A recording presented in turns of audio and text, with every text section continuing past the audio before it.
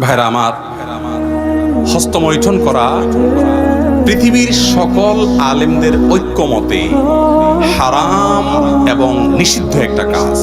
জেনা করা যেরকম অপরাধ, হস্তমৈথুন করা সেরকম অপরাধ। আল্লাহ রাব্বুল আলামিন কোরআনে কারিমে বলেছেন, ওয়াল্লাযীনা হুম লিফুরুজিহিম হাফিযুন আও মা মালাকাত আইমানুহুম ইল্লা আলা আজওয়াজিহিম আও মা মালাকাত আইমানুহুম ফাইন্নাহুম গায়রু মালুমিন ফামান ইবতাগা ওয়ারাআ যালিক ফাউলাইকা হুমুল আদুন। আল্লাহ বলেছেন, বিবাহে এবং হালাল পদ্ধতির বাইরে অন্য কোনো পদ্ধতিতে যদি কেউ কাম চাহিদাকে চরিতার্থ করে, চাহিদাকে মিটায়, এই অন্য কোনো পদ্ধতির মধ্যে হাত দিয়ে বা অন্য কোনো উপায় যা আছে সব শামিল। এই আয়াতের তাফসীরে মুফাসসির ইকরাম এরকমই লিখেছেন। যার কারণে হস্তমৈথুন করা, হাত দিয়ে বীর্যপাত করা, যৌন চাহিদা মিটানো, এটা হারাম।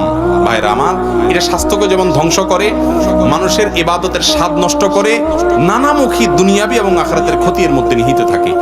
এই রোগে যারা একবার আক্রান্ত হয়ে যায়, এটা ছাড়তে পারে না। এটা ছাড়ার জন্য কয়েকটি পরামর্শ। নাম্বার এক নম্বর পরামর্শ হলো যে অশ্লীল যে সমস্ত ফিল্ম, বিভিন্ন ধরনের ক্লিপ ইত্যাদি দেখার বদভ্যাস আছে, এগুলো থেকে দূরে সরে আসতে হবে। প্রয়োজনে ফেসবুকে যে সমস্ত পেজ থেকে এগুলো আছে সেগুলো আনফলো করতে হবে, ব্লক করতে হবে। যে সমস্ত আইডি থেকে আসে তাদেরকে ব্লক করতে হবে। করে আপনি আগে নিজের ভেতরে যাতে বাজে চিন্তা না আসে সেই জায়গাটা বন্ধ করতে হবে। দুই নম্বর করণীয় হলো নির্জনতা থাকবেন না। এটা হলো সবচেয়ে বড় উপায়। হস্তমৈথুন এটা বেশিরভাগ যুবকরা তখনই করতে পারে যখন তারা নির্জনে থাকে। এজন্য নির্জনে থাকবেন না, একাকী থাকবেন না, যথাসম্ভব মানুষের মধ্যে থাকার চেষ্টা করবেন। আর আল্লাহ তাআলার ভয়কে অন্তরে জাগ্রত করবেন। 7 শ্রেণীর যুবককে আল্লাহ তাআলা, 7 শ্রেণীর মানুষকে আল্লাহ তাআলা আরশের নিচে ছায়া দিবেন ভিআইপি প্যান্ডেলে। ভাইরা আমার, যেদিন সূর্য মাথার একেবারে কাছাকাছি থাকবে, টকবক করতে থাকবে মগজ, ভয়াবহ শাস্তির দিনে আল্লাহ তাআলার ভিআইপি প্যান্ডেলে আল্লাহ তাআলার ভিআইপি গেস্ট হিসাবে সেদিন ছায়া পাবেন। তাদের 7 ব্যক্তির ভিতরে এক ব্যক্তি হলেন শাবুন নাশা ফি ইবাদাতিল্লাহ। ওই যুবক যে তার যৌবন বয়সকে কালিমা মুক্ত রাখতে পেরেছে। ভাই, সংগ্রাম করতে হবে শয়তানের বিরুদ্ধে। আল্লাহ তাআলা আমাদেরকে হিম্মত করার তৌফিক নসিব করুন। মোবাইলে বাজে ভিডিও থাকলে ফরম্যাট করে ফেলবেন, বাজে ছবি থাকলে ডিলিট করে ফেলবেন, কোনো নায়িকা গায়িকার ছবি রাখবেন না, কোনো হিন্দি ফিল্মের ক্লিপ, বাংলা ফিল্মের ক্লিপ রাখবেন না, কোনো কিছু রাখবেন না। নির্জনতা থেকে বেঁচে থাকার চেষ্টা করবেন। আর মুত্তাকি পরেজগার ভালো মানুষ বন্ধুদের সাথে উঠা বসা করবেন, আল্লাহর কাছে সাহায্য চাইবেন, ইনশাআল্লাহ আল্লাহ তাআলা হেফাজত করবেন। একটি যুবক যে শতকের মধ্যে ব্যভিচার করেছেন, সে কি তওবা করে জান্নাতে যাওয়ার আশা করতে পারে? তার কি কোনো ক্ষমা হবে? আল্লাহু আকবার। আল্লাহ তাআলা আমার এই যুবক ভাই, এরকম কেউ যদি থাকেন যে এত বেশি জিনা করেছেন জীবনে, আল্লাহ রাব্বুল আলামিন তাকে পরিপূর্ণ তওবা করার তৌফিক নসিব করুন। ভাইরা আমার, আল্লাহ তাআলা কোরআনে কারিমে বলেছেন, লা তাকনাতু মির রাহমাতিল্লাহ ইন্নাল্লাহা ইয়াগফিরুয যুনুবা জামিআ। তোমরা আল্লাহর রহমত থেকে আশা ছেড়ো না। আল্লাহ তাআলা সকল অপরাধ মাফ করে দিবেন যদি শিরকে আকবার না করে থাকেন। এমনকি শিরকে আকবারও যদি করার পরে আপনি মাফ চান, তওবা করেন, আল্লাহ সেটাও মাফ করে দিবেন।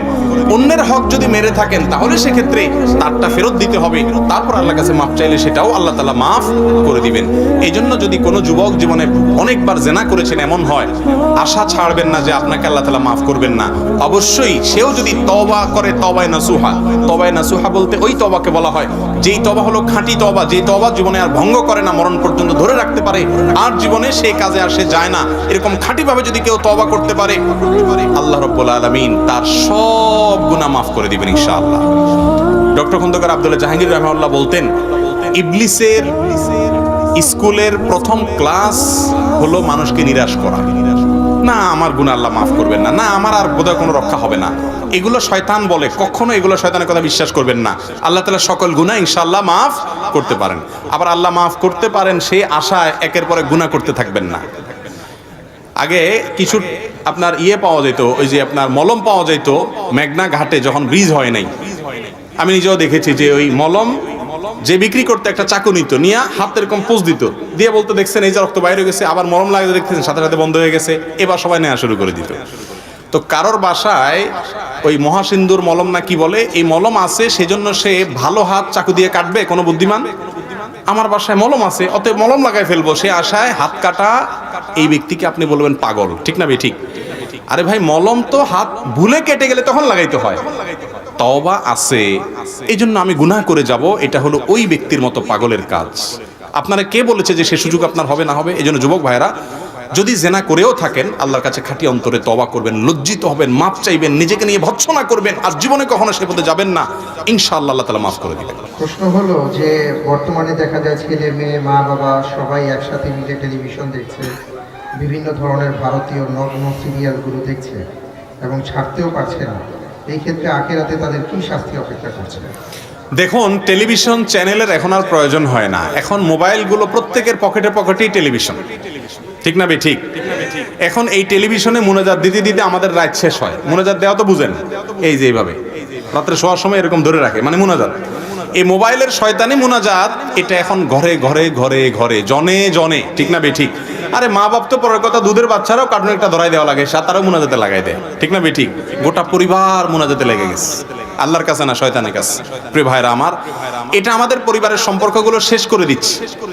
সন্তানরা বাবা মার স্নেহ পায় না, স্বামী স্ত্রীর মধ্যে ভালোবাসা নাই, ওই যে এগুলোর মধ্যে আসক্তি এবং দাম্পত্য কলহ, পারিবারিক অশান্তি, সামাজিক অশান্তি, হাজারো অনাচারের পথ খুলছে। এগুলো হারাম। জেনাল আইনিয়ান নাজার, নবীজি বলেছেন চোখের জেনা হলো চোখ দিয়ে হারাম কিছু দেখা। এই কান, এই চোখ কিয়ামতের দিন সাক্ষ্য দিবে। চোখ বলবে, আল্লাহ আমাকে দিয়ে আপনার কালাম পড়ে নাই, এই নালায়েক, এই কমবখ্ত, এই হতভাগা আমাকে দিয়ে শুধুমাত্র মোবাইলে হারাম জিনিস দেখেছে। আল্লাহ তাআলা আমাদেরকে তওবা করার তৌফিক নসিব করুন। আমিন। মহিলাদের তালিম করা যাবে কিনা, জায়েজ কিনা?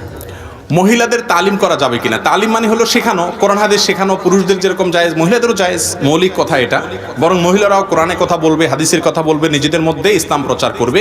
আল্লাহ তাআলা কোরআনে কারীমে বলেছেন, আল মুমিন ওয়াল মুমিনুনা ওয়াল মুমিনাত বা'দুহুম আউলিয়াউ বা'দ ইয়া'মুরুনা বিল মা'রুফ ওয়া ইয়ানহাউনা আনিল মুনকার। নারী পুরুষ একে অন্যের অভিভাবক, একে অন্যের পরিপূরক, বন্ধু।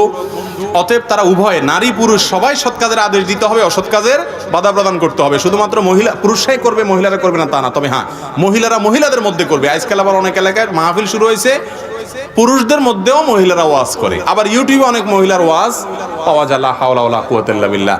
মহিলার ওয়াজ থাকলে ওয়াজ শুনবে না, আওয়াজ শুনবে বসে বসে। কি বলেন?